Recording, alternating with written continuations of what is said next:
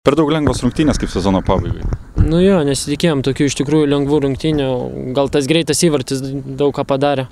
Tiesiog komanda pati buvo užsivedusi, siekė pergalės, maksimaliais nusiteikę visi buvom ir to pasiekoje krito visi įvarčiai tokie. Galima sakyti, beveik visas progas ir išnaudojom, kurias turėjome.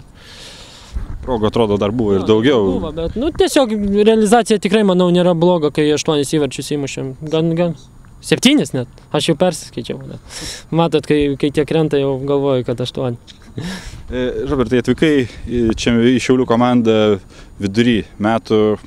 Kaip gali įvertinti tą pusę sezono, kurią praleidai Šiauliuose? Vertinu tik teigiamai.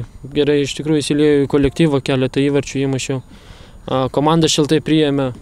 Tik gaila jau, kad atrodo formą įgavau, viskas, jau sezonas baigėsi, norėtųsi dar pasižaisti. Po kiekvieno įvarčio eidavai sveikinti komandos fanų. Tai reiškia, kad nori pasilikti Šiauliuose?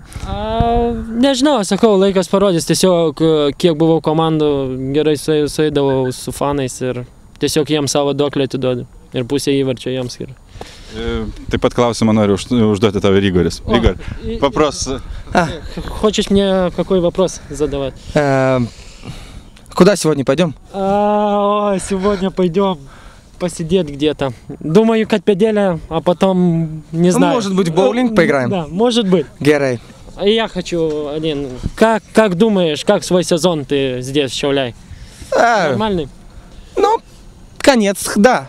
Но сегодня такой хотел забить гол, но как-то не увезло тебе, да? Да, пасы просто не дают. Ты не даешь пас там. Ну, извиняюсь тогда. Но приятно было с тобой играть.